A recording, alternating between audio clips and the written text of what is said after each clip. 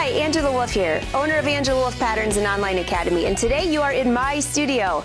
We are remote because of the travel restrictions, so welcome to my studio.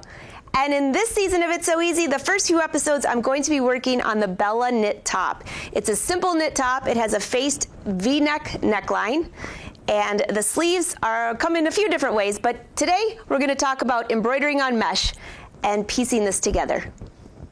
So let's take a look at the pattern. So here we have, it's just a simple knit pattern, and I'll go over the fabric, but one thing I want to remind you of, and I've mentioned this so many times, but make sure you look at the exact measurements on the pattern, because that will help you decide what size you're going to cut. So the top's a little fitted at the top, and then it's looser at the bottom. So it should be easy for you to adjust that pattern. All right, so let's take a look at some of the fabrics. You want something that's a little thicker, something that's not like a rayon knit, which you know I love, but it needs to be thicker than that. So the lightest fabric I would go is an ITY knit. You need something with a little stretch, but you want something that this particular top has a facing inside the neckline. So you want to make sure that if you have 2 layers of fabric in here, you can't see through to the right side. So ITY knit would be a good option. Here's a Ponte knit. This is a good option. This actually would be really nice. See if it has a light stretch. That would be a good option. Here's a novelty knit. They always call it novelty knit when they never know what's inside of it, what the content is. But I found this one. It's a great piece. Has a light stretch. It's a little thicker. This is the one I'll be using for my Bella. And then here's a crepe knit. It has it's a brushed surface. It's really soft fabric, a light stretch. There's also something called a suede knit.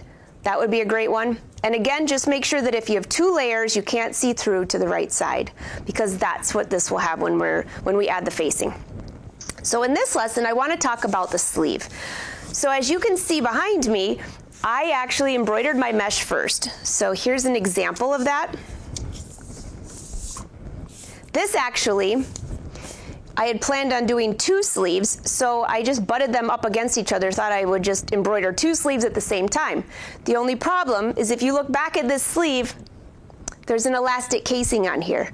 So I need to make room for the excess, because this is actually folded over twice for the hem allowance. So when you're placing your embroidery for your sleeve, you want to make sure that there's enough room here that you're going to be able to fold that over twice, add the elastic, and it doesn't interfere with your embroidery. Okay, so here's some mesh that I have. This is just a light stretch fabric. I like to cut enough fabric that it will be larger than my sleeve, because you're going to hoop it, embroider your fabric, and then cut out your sleeve. So let's go ahead and hoop this stabilizer. I'm going to be using adhesive sew and wash.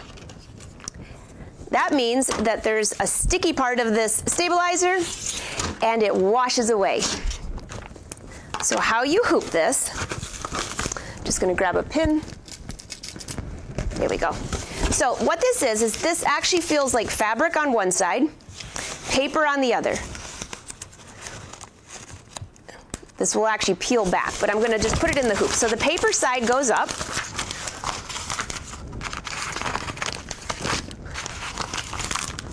And if you have one of those larger hoops that you can fit an entire sleeve in, that's a great way to do that. Embroider the entire sleeve in one. All right, so I'm just going to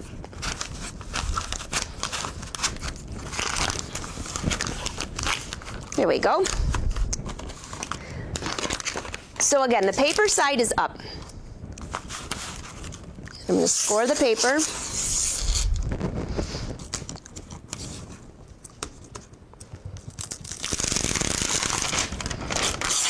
Peel this back, and then you'll take your mesh fabric, and this is sticky now, so you could stick this fabric right to it. You don't have to worry about this sliding around. Of course, you could also hoop using a different, there's other stabilizers you can use, which I will show you in later episodes, but for the mesh, this seems to work out just fine.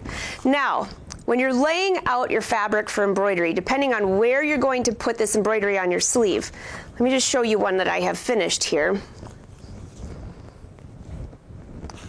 You can see I have the embroidery all at the bottom. Now, when you're going to hoop, you need to keep in mind that after you embroider, then you're going to cut your sleeve. So you wouldn't want to start way down here because that won't give you enough room for a seam allowance. So I kind of just place my fabric where I'll have plenty of room to maneuver my sleeve when I'm finished. So just keep that in mind when you're putting your fabric out. So this mesh is just cut a little bit wider than my actual sleeve pattern, as you can see here. All right, so you just stick the mesh on here. Has sticky back, and we're good to go. So let's go to the sewing machine, and I'll show you some tips for embroidering this. Okay, so I'm going to be using just one of my own designs here, and it's built up of quite a few little flowers. So when I go in here, just something, you might want to check your machine if it has this, because it's really easy to change colors. When I go under Edit, click on Color, and there's a color shuffle. So maybe I'm making a different top that I need completely different colors. If you go under Random, well, there's actually a few options you have under here, but go under Random, and let's just pick a few different colors. Maybe we want green and purples for this next one.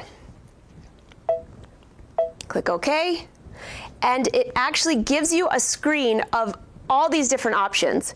You can keep refreshing, and once you go through here, that's an easy way to change the colors of the entire design in one quick click. All right, click Set. And I notice I still have a few other designs here that need to be changed. And all you have to do is scroll down. It will show you the design. And you can just pick a color. So that's an easy way to alter your colors. Now I'm just going to go back, just by hitting the back button, and I'm back to my original light colors that will look fabulous on this mesh. Now in the hoop right now, this is the largest hoop, so I'm able to embroider my entire sleeve all in one step. So click on Embroidery, and you're ready to go. All right, so I've already embroidered this, so let me show you how to cut out your sleeve. All right, set this to the side. So here's my sleeve, and again, I mentioned that after you're finished embroidering, that's when you're going to cut your sleeve out. So I rinsed out my stabilizer, and depending on what brand you use, make sure you use hot water, and that usually will help get rid of all the residue. And the next thing I do is just lay out my pattern underneath this fabric. So now I can adjust the embroidery designs where I need them to go. Now look. If I want the designs to go here, I'm missing the top of my sleeve. So I'm going to need to slide this up. And now my designs will be a little higher, but remember, there's a seam allowance here for the elastic casing. So if I didn't like that, what I could do is add more embroidery to the bottom, but that's why I mentioned make sure that you have plenty of room at the top for when you go to cut your sleeve so you can place your embroidery where you want it to go. All right, and this is a cutting mat, so I'm just going to go ahead and just trim away. Now, when I cut this sleeve out, notice I'm going just on the outside, about 1/8 of an inch on the outside of the pattern. The reason for this is mesh is a little tricky to work with, and when I go to sew this, when I sew the sleeve into the top, which you'll see in the next episode, I want to make sure that I'm not missing any of the mesh when I go to cut this. So if I give myself just a little bit of extra room, keep that in mind, then when I go to sew it, I can actually push this out just a little bit, which you'll see next time. You'll just have to trust me on that one. All right, and so here is my sleeve. And I also have the other sleeve here. So both are ready to go.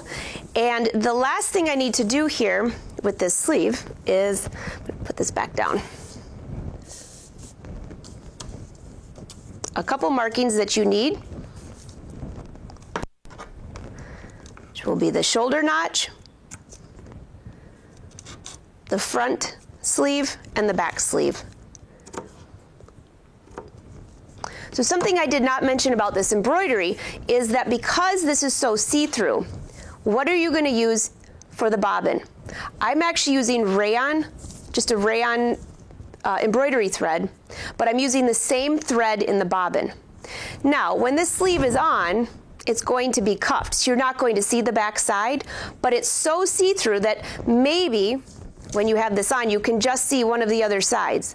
So if you use the same color embroidery thread as the top color, then no matter how much embroidery you add on this sleeve, it'll always look the same from both sides. Now, because it looks the same from both sides, that's why I always put these notches, because when it comes time to put this into the top, you want to make sure that each sleeve is going on the right place. All right, so those are our sleeves. And then you need to cut out your top, which I'm going to be using this fabric here. Sew together your shoulders and press your shoulders open. And the reason you want to do that is for less bulk. You'll also have two facing pieces that you'll be adding interfacing to. And I'll see you in the next lesson, because in the next lesson, we're going to insert the sleeve and work on the neckline. See you then.